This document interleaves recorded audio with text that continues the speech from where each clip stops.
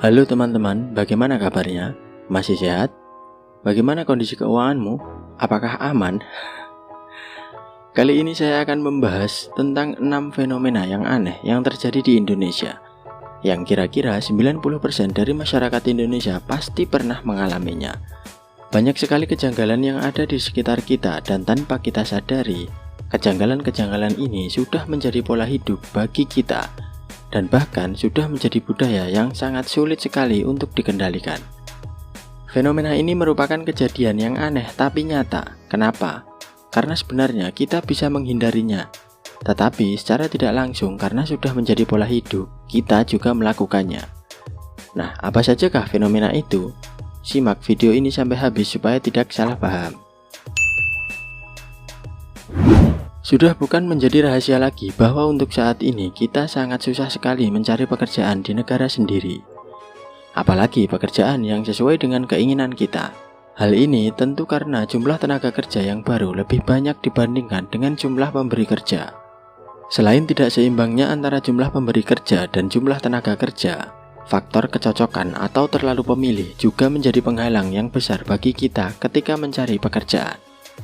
Ada yang kerjanya enak tapi gajinya sedikit.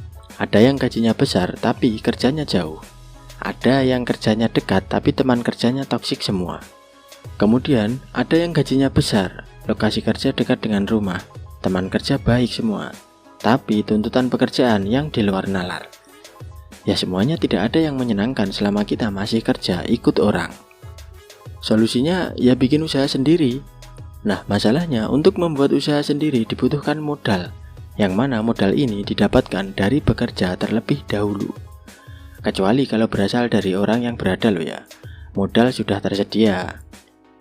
Nah, kalau modal belum tersedia ya terpaksa kita harus bekerja. Nah, inilah yang menjadi masalah. Ketika sudah susah payah mencari pekerjaan, begitu gajian, uangnya dihamburkan dan tidak ditabung. Dengan alasan menyenangkan diri karena sudah lelah bekerja. Ya sebenarnya tidak apa-apa, tapi juga harus ada batasnya. Seringkali kita terlena karena sudah merasa nyaman memiliki penghasilan yang pasti, lalu kita menghamburkan uang kita. Nanti begitu tidak punya tabungan, lalu terkena badai PHK, baru kita akan bersusah payah lagi mencari pekerjaan. Apa iya siklusnya akan seperti itu terus? Nah, inilah faktor yang salah dari pola hidup kita selama ini. Ini merupakan budaya selanjutnya. Kita cenderung mengedepankan gengsi daripada fungsi. Sudah manusiawi kalau kita malu untuk memakai barang yang terlihat kurang bagus. Tapi kita juga harus menyadari bahwa semua barang itu pasti akan selalu turun nilainya. Masyarakat kita lebih suka membeli iPhone yang mahal dengan keluaran terbaru. Padahal secara fungsinya juga sama, cuma untuk bersosial media dan berfoto. Masyarakat kita ketika mempunyai uang sedikit banyak langsung membeli moge dan mobil mewah. Padahal secara fungsi juga sama untuk transportasi. Masyarakat kita masih banyak yang membeli pakaian, tas, dan lainnya dengan brand yang terkenal, yang harganya juga sangat mahal. Padahal secara fungsi pakaian juga untuk menutupi tubuh dan tas juga untuk membawa barang.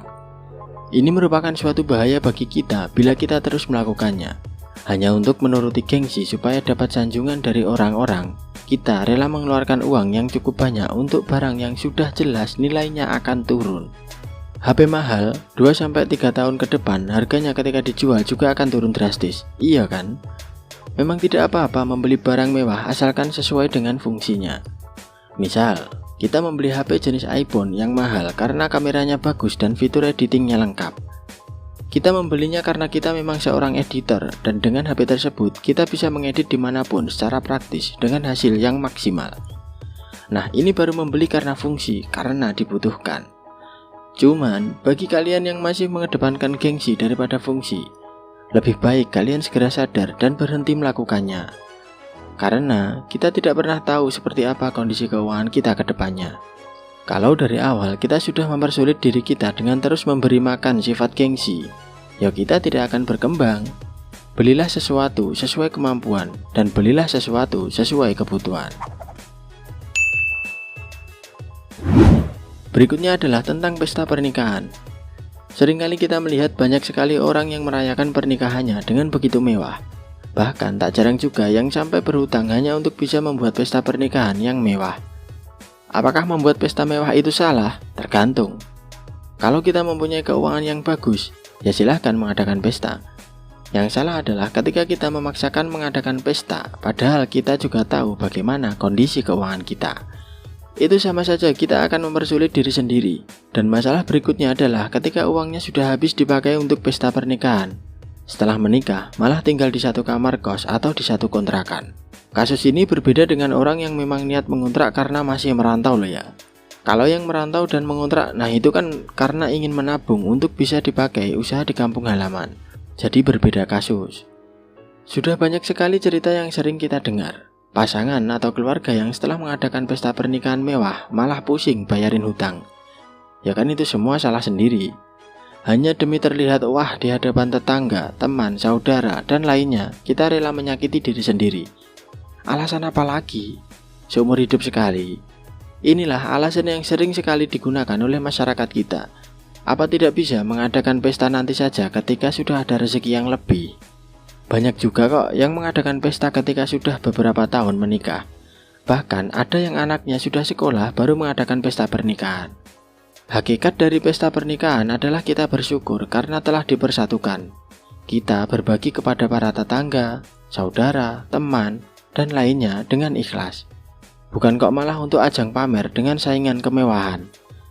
Apalagi yang berharap nanti banyak amplopnya dari undangan. Wah, ini semakin salah. Amplop adalah pemberian, kita tidak berhak berharap atas pemberian orang lain. Seringkali mindsetnya seperti ini. Kita sudah banyak memberikan amplop kepada teman-teman kita ketika mereka menikah. Nah, ketika kita menikah, kita berharap amplop tersebut akan kembali kepada kita. Lah berarti, sama saja kita itu tidak ada rasa keikhlasan dalam memberi. Kan malah jadi salah semuanya. Makanya tidak perlu memaksakan diri mengadakan pesta pernikahan ketika kita memang tidak mampu.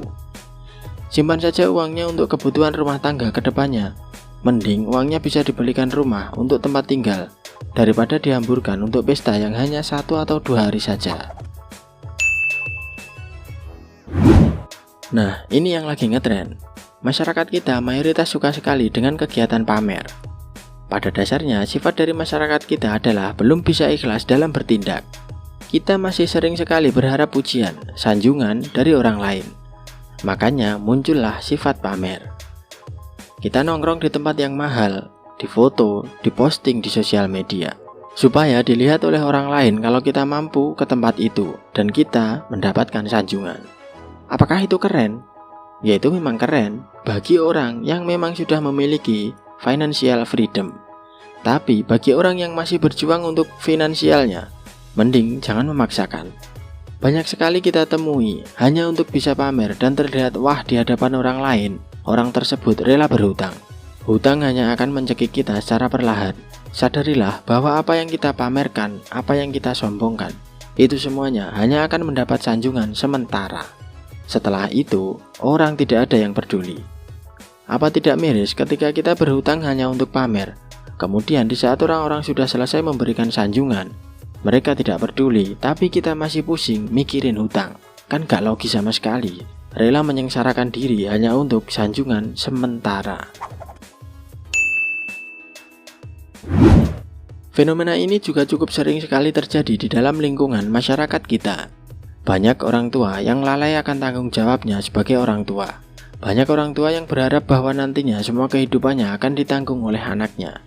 Apakah ini salah? Tentu tidak. Tapi mereka lupa untuk mendidik anaknya dengan baik. Orang tua tersebut lupa bahwa nanti ketika sudah besar, anak akan memiliki keluarga sendiri. Dan bahkan di dalam agama pun, sang anak harus mengutamakan keluarganya terlebih dahulu dibandingkan orang tuanya. Tapi, anak yang berhasil dididik dengan baik tidak akan pernah melupakan orang tuanya. Ia akan tahu kapan porsinya untuk berbakti. Bagaimanapun kondisinya, anak tersebut secara otomatis akan berbakti kepada orang tua.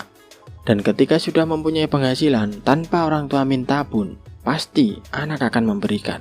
Dan tanpa orang tua minta pun, sang anak pasti akan merawatnya sampai akhir usia. Jadi mindsetnya harus diubah. Jangan pernah berpikir kalau nanti akan meminta apa-apa dari anak. Tapi mari berpikir bagaimana mendidik anak dengan baik supaya anak sadar akan tanggung jawabnya kepada orang tuanya. Bahkan banyak sekali contohnya, sang anak setelah selesai menempuh pendidikan tidak diperkenankan menikah oleh orang tuanya.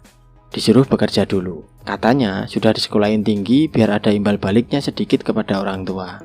Harus kita sadari bahwa selamanya anak tidak akan pernah bisa membalas semua jasa orang tua. Harus kita sadari bahwa anak tidak akan pernah bisa membeli semua pengorbanan orang tua dengan uang.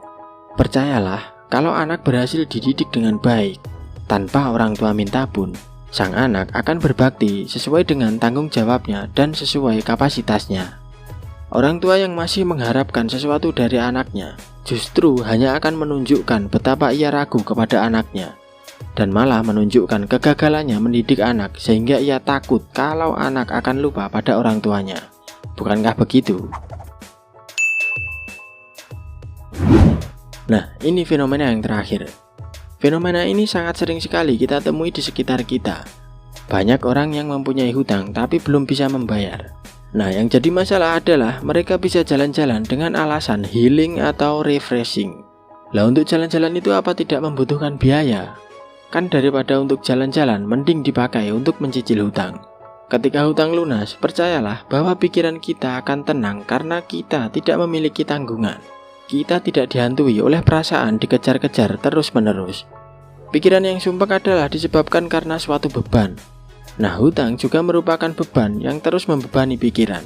Makanya, mending diselesaikan hutangnya dulu. Barulah bisa refreshing dengan tenang. Nah, itulah beberapa fenomena yang terjadi dan dialami hampir keseluruhan dari masyarakat kita. Percaya atau tidak, seringkali kita menganggap sesuatu itu benar hanya karena sudah menjadi budaya dan kebiasaan. Padahal bila dipelajari lebih dalam, belum tentu semua hal itu adalah benar. Pepatah mengatakan, kesalahan yang dilakukan sebanyak 99 kali maka akan terlihat benar. Nah, bisa disimpulkan sendiri ya. Semoga bagi teman-teman yang menonton video ini bisa terhindar dari kesalahan-kesalahan yang sudah terlanjur menjadi budaya di sekitar kita. Akhir kata, bila ada salah kata atau apapun dari saya mohon maaf yang sebesar-besarnya. Tidak ada maksud untuk menyinggung ataupun menjatuhkan pihak manapun.